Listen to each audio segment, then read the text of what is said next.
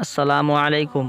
معجزات یعنی وہ عجیب و غریب کام جو عادتاً ناممکن ہو، جیسے مردوں کو زندہ کرنا، اشارے سے چاند کے 2 ٹکڑے کر دینا، انگلیوں سے چشمے جاری کرنا۔ ایسی باتیں اگر نبوت کا دعویٰ کرنے والے سے اس کی تائید میں ظاہر ہوں، ان کو معجزہ کہتے ہیں۔ معجزات انبیاء علیہ السلام سے بہت ظاہر ہوتے رہتے ہیں اور یہ ان کی نبوت کی دلیل ہے۔ معجزات دیکھ کر آدمی کا دل نبی کی سچائی کا یقین کر لیتا ہے، جس کے ہاتھ سے قدرت کی ایسی نشانیاں ظاہر ہوتی ہیں جن کے مقابل سب لوگ عاجز و حیران ہیں۔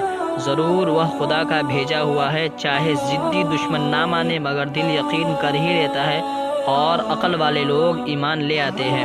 کوئی جھوٹا نبوت کا دعویٰ کر کے معجزہ ہرگز نہیں دکھا سکتا، قدرت اس کی تائید نہیں فرماتی۔ ہمارے حضور سید الانبیاء صلی اللہ تعالیٰ علیہ وسلم کے معجزات بہت زیادہ ہیں، ان میں سے معراج شریف بہت مشہور معجزہ ہے۔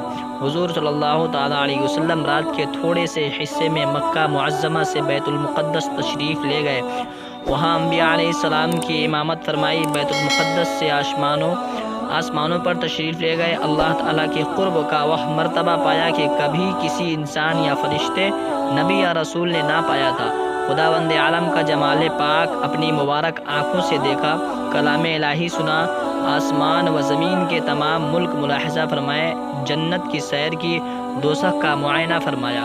مکہ معظمہ سے بیت المقدس تک راہ میں جو قافلے ملے تھے، صبح ان کو بیان فرمایا تو کفار نے جھٹلایا اور آپ کی ہنسی اڑانے لگے۔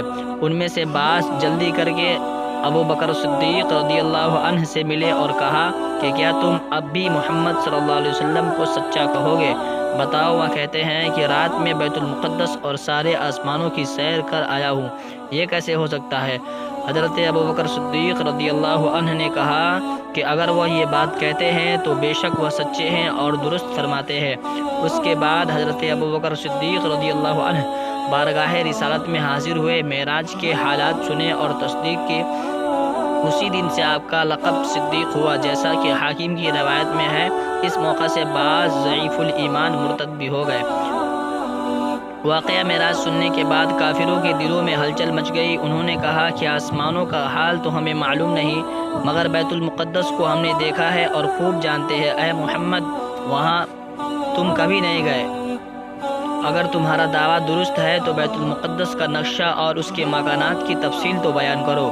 آپ رات میں تشریف لے گئے تھے اور نقشہ دیکھنے یاد رکھنے کی آپ کو کچھ ضرورت نہ تھی، اس وجہ سے آپ کو نقشہ بیان کرنے میں ذرا تعمیل ہوا۔ اللہ کی شان کہ اس نے بیت المقدس کو آپ کے سامنے کر دیا، آپ نے دیکھ کر بحسن وخوبی نقشہ بیان کر دیا۔ کافر لاجواب ہو گئے اور کافروں کا تجارتی قافلہ جو ملک شام گیا تھا، آپ نے اس کے بارے میں بتایا کہ وہ واپس آ رہا ہے، بدھ کے روز مکہ میں داخل ہو جائے گا۔